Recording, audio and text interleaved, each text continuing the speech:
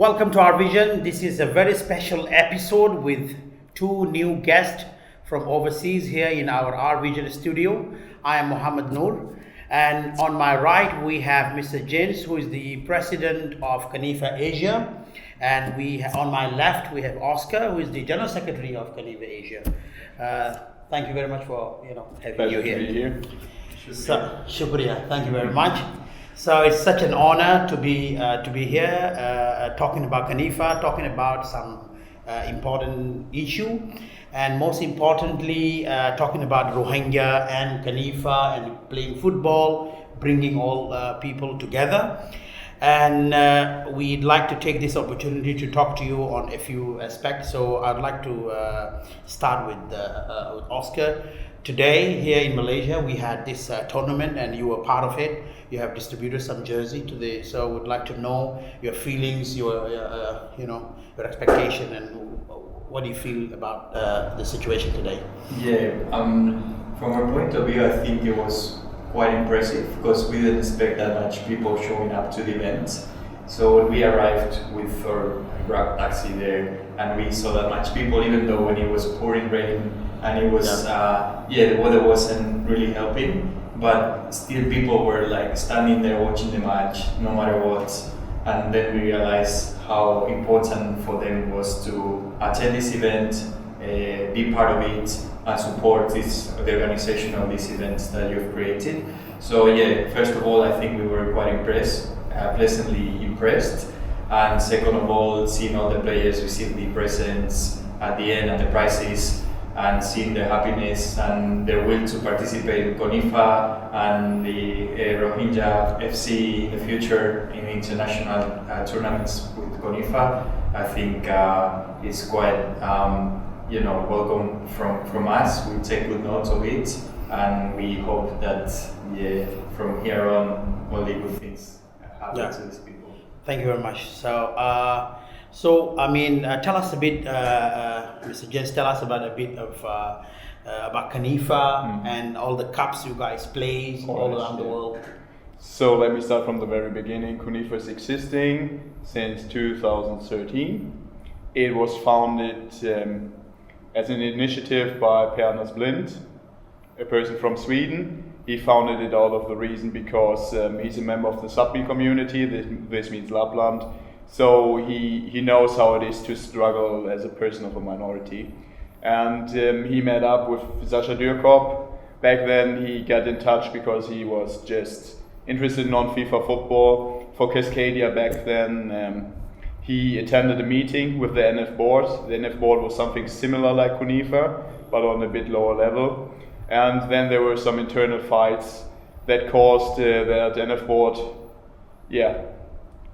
didn't take place anymore. So on the initiative of some of the teams, as they trusted Per Blind, the nowadays CONIFA president, as he was a referee in F4 tournaments, they asked him if he can get some persons together that might want to create a similar organization.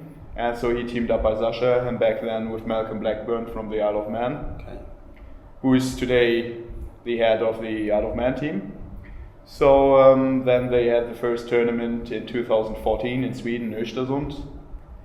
And every start is quite hard. So they had some issues as well with people getting accustomed with the idea of CONIFA. What is that? A lot of people have been very skeptic about it, that it's just some political propaganda tournament, but nowadays many people know that we are quite apolitical. So how many cups and all this you guys play? So we had the 2014 World Cup, then the 2015 European Cup followed in Hungary.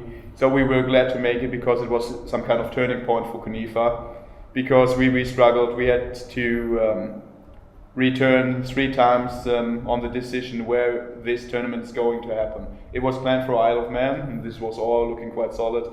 But it was maybe a beginner's mistake because we didn't acknowledge that they don't have enough ferries to take over all the spectators and all the team members in the right time. So then we let it happen just in Hungary. So we had negotiations with some Hungarian councils, and we wanted to let it take place in Budapest. This was overruled again, so we did do it in one of the biggest cities in Hungary, in Debrecen. Quite good footballing level. Everything else was on a much lower level than today. And our first milestone was maybe 2016, the World Cup in Abkhazia. It was co-organized by the Abkhazian state, and it was one of the happiest moments maybe in my life, and I'm not even exaggerating, because you could see everywhere you go, the people were genuinely very excited about the tournament, and they were so happy. So there's just a short story I will tell you about it. So we were going downtown after a match to have a drink or two, and then suddenly a car stopped by. So we were quite afraid, because it was looking quite dodgy. So a huge guy was jumping out, and we were like, should we run? No, let's listen what he has to say. And he was getting all his English together, and he said, you guys, we don't have to agree on common politics, or if we are a country or not, and this doesn't matter to us. It's all about that you accept us being genuine people, and that you give us the possibility to have international football and to showcase ourselves and our culture. And so this gave me and a lot of other people in CONIFA really the feeling that we are doing something right. So then we went on with quite fast paced. So we went to Northern Cyprus to hold 2017, the European Cup there. It was also a great event with a lot of great football. And how many team was there? It was 8 people. Eight teams tournament, and full of great football and a very tight final match. And you had 2018 in London, right? Yeah, 2018 in London. This was again quite a milestone for CONIFA, because this was mostly how many team was there? 16, right? Yes, 16 yeah. teams. So this was totally organized by ourselves with a main sponsor, thanks to Paddy Power. In this case, they were really supporting us a lot. Even more important for me than the financial support was the emotional support, and that they really wanted to showcase some teams and a variety of teams, like how do they normally live, what does their region mean to them or their country or their ethnic minority, and which position in their life football has in those regions. And they were supporting it very actively, and still proud and happy about this. And it also gave us the possibility to connect with a lot of international media outlets who've helped every team, I guess, and also CONIFA. And so right now we are a bit in a better situation, and of course we want to move on. We decided to hold this year in Nagorno-Karabakh European Cup. So it will be with 12 teams coming from all over Europe, and we expect a great level of football there, and some full stadiums, some sellouts. And we are looking forward to move on as CONIFA totally, and also with our teams. And of course we would be very happy if you guys are moving with us, because in 2020 there will be our World Cup in Somaliland.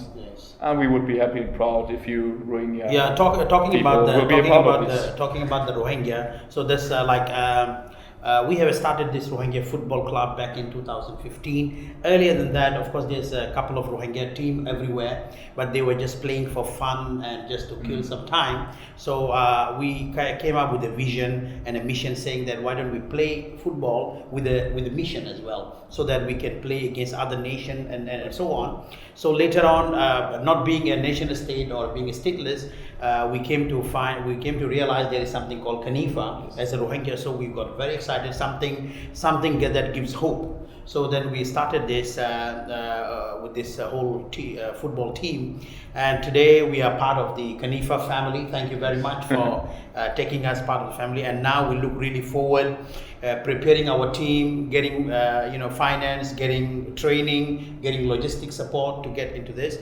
So now in 2020 there will be a World Cup, and then I guess there will be another Asia Cup as well. Yes, we planned that. So before I visited Kuala Lumpur, I visited Hong Kong, and I had talks with a team called All Black FC there. They're really well structured and organized.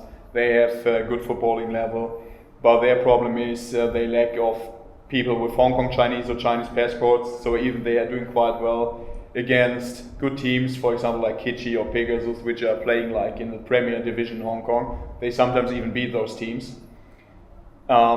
they don't have the possibility of any regular football. So for them, CONIFA is a place to be as an affiliated member, because to be honest, they don't represent any ethnic majority or even minority. Yeah.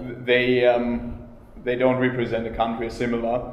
They are just persecuted and can't play football in the way they would like it to do. And they came up with a proposal that they could organize it in Hong Kong. I've visited the facilities and it's looking really decent and great.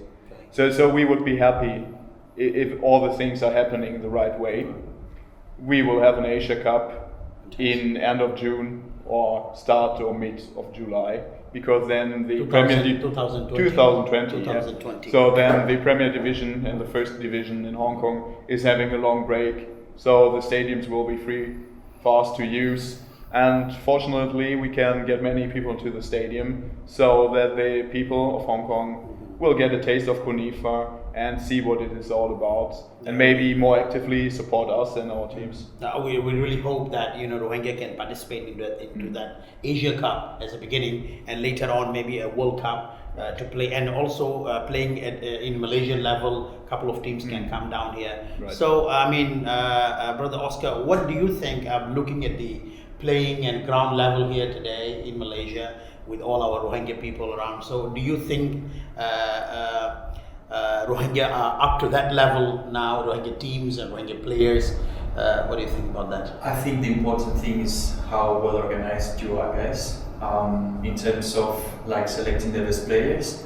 And I remember we had this discussion on the way here as well, and having a global mind, not local mind. Yes. So bringing every Rohingya people into one team from all over the world, and representing that, it will give you more strength and be able to be at that level to participate and get great results. Great result, yes. I mean, we are also looking into different ways of putting Rohingya team together.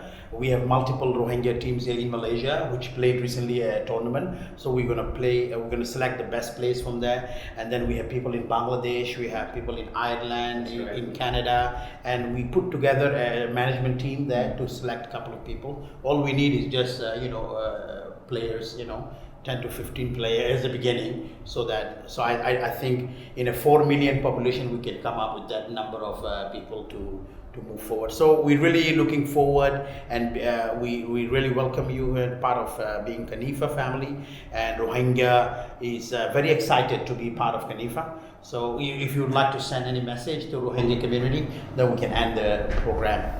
Yeah, I feel like after everything that people and their families have gone through, this is got an opportunity to have their voice portrayed internationally. So football is always the most important means for some people to represent their feelings, their emotions and their nations and language and the way they feel.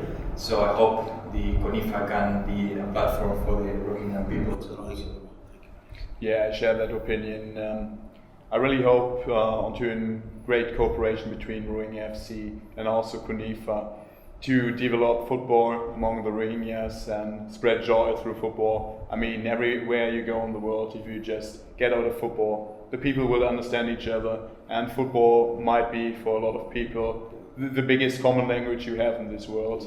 And for football, it doesn't matter which religion or race you have. And this is important, that a lot of people understand the power, not only of football, of sports in general, and that we get a bit our overall bridges in our heads, and just connect with people and understand they are having the same struggles and fears and hopes in their life as we might have on the other end of the world. And it's important that people understand this. Anyway, thank you both of you for coming here and coming to Malaysia, looking at our FC and looking, coming to the studio to give this talk. And from Rohingya Football Club, we really appreciate CONIFA and CONIFA, the whole family of CONIFA.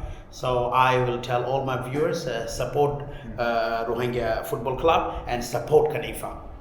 Thank you very much.